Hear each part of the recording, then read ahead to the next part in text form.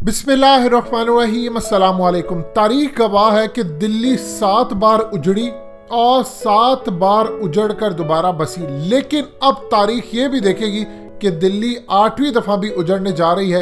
इस दफा बसेगी या नहीं, इसके चांसेस बहुत कम है। मोदी अपनी जिंदगी की सबसे बड़ी अहमक तरीन गलती करने जा रहा है और अगर पाकिस्तान ने इस अपॉर्चुनिटी को जाया किया तो तारीख हमें कभी जिंदगी में माफ नहीं करेगी। जितनी मर्जी दलीलें दे ले, हमेशा तारीख में लिखा जाएगा जब भारत के अंदर ये सूरत हाल हो रही थी तो पाकिस्तान में मुकम्मल तौर पर खामोशी छाई थी।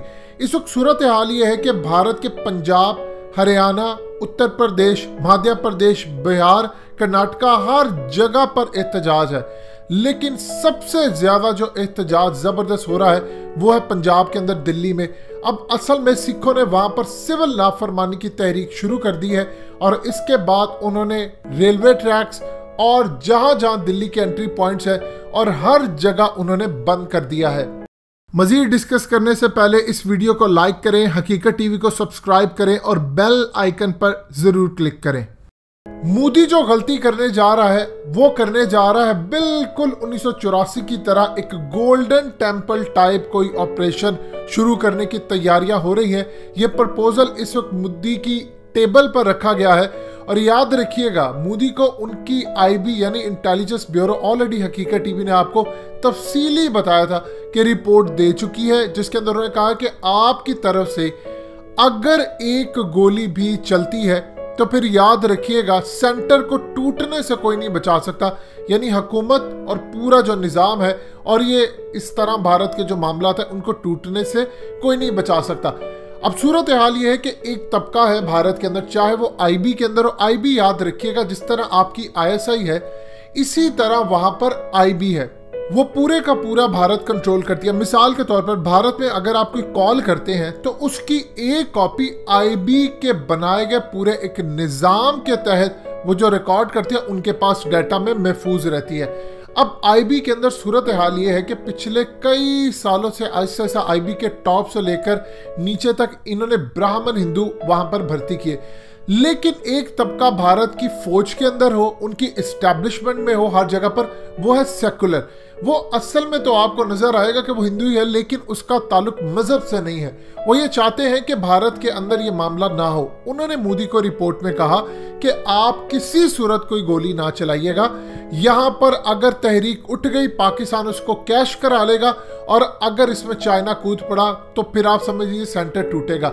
लेकिन इससे जो ज्यादा स्ट्रॉन्ग तबका है, चाहे वो इंटेलिजेंस इदारों में हो, फौज में हो या उनके मीडिया में, उन्होंने कहा है कि आपने ये गलती नहीं करनी किसी सूरत कि इस दफा सिक्कों को छोड़ दे, क्योंकि ये हमेशा से मुल्क के वफादार नहीं है।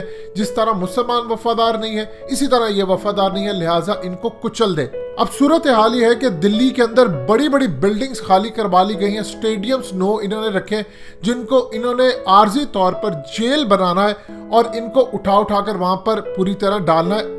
यानी कोशिश ये की जा रही है कि एक बड़ा ग्रैंड ऑपरेशन करें।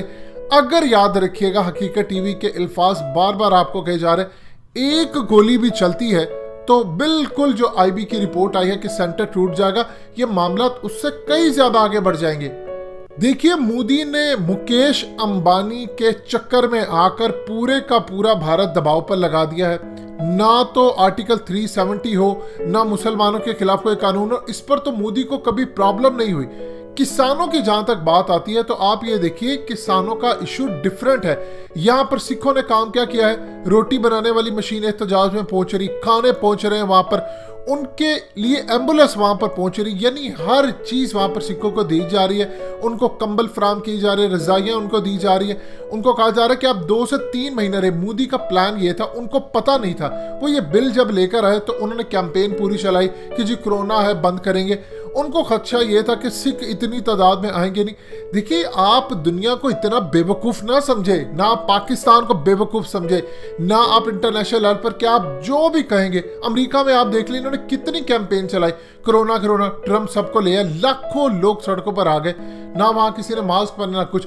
इसी तरह इंडिया में हुआ, पाकिस्तान में भी यही हो रहा है। लोग अब इनको बाय करने को, ये ड्रामों को तैयार नहीं है। अब इस सूरत हाल में मोदी को धचका लगा, उसको रिपोर्ट दी गई थी कि सिख बाहर नहीं आएंगे, वो कोरोना की वजह से हमने कैंपेन इतने बिल्डअप कर दी है, लेकिन उन्होंने इसको गटर में फेंक दिया और वो सारे आ गए।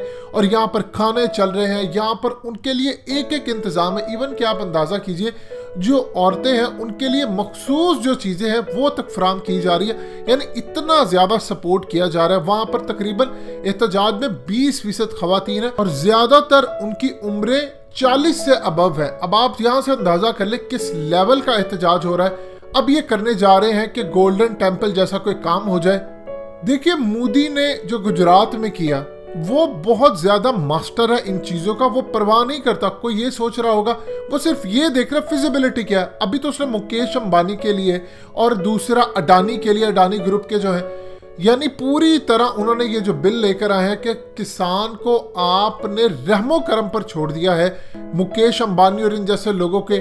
और बिल में ये शिक भी आपने डाल दी है कि किसान इनको जाकर जब चीजें बेचेंगे तो अपनी मर्जी का ये रेट इनको देंगे, और किसानों के पास स्टोर करने के लिए जो चीजें हैं, यानी ना उनके पास बेचारों के पास छोटे लेवल का जो भी किसान है, कोई उनके पास फैक्ट्री होती है, ना उनके पास कोई जगह होती है जहां वो अपनी जाकर फसल स्टोर करें, और उसके बाद वो फिर अगर खराब होने का खदशा हो तो वो एक अलग बात है। अब यहाँ पर आप देखें कि आपने इजाजत दे दी है, ये जितना आपका बिजनेस माफिया है कि आप जितना मर्जी फसलें लेकर स्टोर करें, किसान को इजाजत नहीं है। अब होगा क्या, किसान ये करेगा कि अगर मुझे इजाजत नहीं, वो इनके तरले करते कहेगा कि आप जो रेट देते हो ले लो। यानी ये पूरी तरह तबाही है, आपने उनके लिए तबाही का सामान तैयार किया। अब अगर गोल्डन टेम्पल जैसा मामला होगा तो ये वो मौका है जो पाकिस्तान को जाया नहीं करना चाहिए। देखिए इस वक्त इंडिया अंगारों पर बैठा हुआ है, एक तरफ चाइना उनके अंदर घुस रहा है, अरुणाचल उनके हाथ से जा रहा है, LSU वो आगे लेकर चले गए हैं, पाकिस्तान के साथ मामला खराब है, किसानों का वहां पर इशू इतना ज्यादा भड़क उठा है। ये वो मौका है कि आपने खालसा तहरीक को सपोर्ट करना है। अगर आप चुप बैठे रहेंगे, आज आप देख ले सिखों की जानिब से, यानी खालसा तहरीक वालों की जानिब से बयानात आ रहे हैं इमरान खान के लिए, हमारे रियासत के लिए, कि आप क्या कर रहे हैं, आप हमें सपोर्ट क्यों नहीं करें। कनाडा का प्राइम मिनिस्टर उठकर हमारे हक में बयान देता है, उनका डिफेंस मिनिस्टर देता है, आप हमारे साथ क्यों ये काम नहीं करे। वो फिर यही देख रहे हैं कि जो इन्होंने कश्मीर के साथ किया, इन्होंने अपने लोगों को छोड़ दिया, तो ये हमें क्या सपोर्ट करेंगे। पाकिस्तान को इनको सपोर्ट करना चाहिए, यही वो वक्त है। कुदरत आपको इस तरह का गोल्डन मौका कभी नहीं देगी कि किसान यहाँ पर आ गए। दिल्ली के अंदर उन्होंने सिविल नाफरमानी की तहरीक है, किसी भी वक्त दिल्ली उजड़ता हुआ आपको नजर आएगा। इस वक्त आप कश्मीर का मामला आपके सर पर खड़ा है, वहां पर मुस्लिम के लिए जो बिल है उसका इशू वो खड़ा होने वाला है इतना ज्यादा। किसान इस वक्त सड़कों पर है, सिख इस वक्त उबला हुआ है। आप इस तहरीक को सपोर्ट ही नहीं करें, ना कोई बयान जा रहा है, ना कोई मामला जा रहा है, और हमने यहाँ पर सब कुछ अलर्ट रखा है कि भारत हमला करेगा। इंडिया ने इस सूरत हाल के अंदर अपने आप को तबाह करने का फैसला किया है, आप उनको सपोर्ट करें। अगर आपके मुल्क के अंदर वो अफगानिस्तान से दहशतगर्द भेज सकता है, तो आप अपने ही भाइयों की कश्मीर में मदद क्यों नहीं करते। आप ये देखें, इस वक्त अगर हम कश्मीर में लड़ने के लिए उतर जाएं अपने सारे साजो सामान के साथ, तो अल्लाह के लिए अपॉर्चुनिटी कायम करना हमारे लिए क्या कोई मुश्किल बात है। अल्लाह को कभी भी असबाब की जरूरत नहीं होती, आप जाएं या ना जाएं, लेकिन एक कुदरत का कानून होता है कि आप कोई काम करने लगता है तो अल्लाह की मदद और बरकत शामिल होती है। यहां पर आप जाएंगे, 9 लाख फौज वहां पर है, सिखों को ये संभाल नहीं सकते, मुस्लिम वहां पर निकलकर बाहर आ जाएंगे। और इस वक्त बॉलीवुड की सूरत हाल आप देख लें कि पूरे का पूरा बॉलीवुड इनके खिलाफ होने जा रहा है। दिलजीत सिंह ने जिस तरह का कोई काम किया है, आपने आज तक कभी ऐसी कोई सूरत हाल देखी। अब वो टाइम नहीं रहा कि अक्षय कुमार साहब आएंगे और मोदी की तारीफें करेंगे और आकर मामला बड़ा सुधार देंगे। आप ये देखिए कि राजकुमार हिरानी पीके फिल्म जिसने बनाई, वो फिल्म नहीं बना सकता पीके 2, क्योंकि उस पर केस हुए पड़े हैं मोदी की जानिब से, इनकी हुकूमतों की जानिब से, और अब उसको मोदी की तारीफें करना पड़ती हैं। फिर उसके बाद शाहरुख खान को देख ले, आमिर खान को देख ले, पूरे का पूरा बॉलीवुड। लेकिन दिलजीत की वजह से बॉलीवुड अब इस वक्त उठना शुरू हो गया।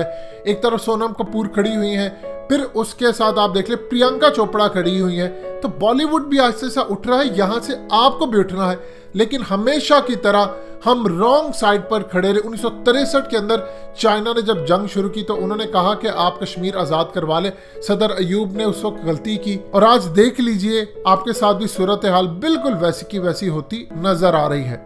दोस्तों, हकीकत टीवी को सब्सक्राइब करना मत भूलिए, वीडियो को लाइक करें, शेयर करें और कमेंट सेक्शन में अपनी राय का इजहार जरूर करें।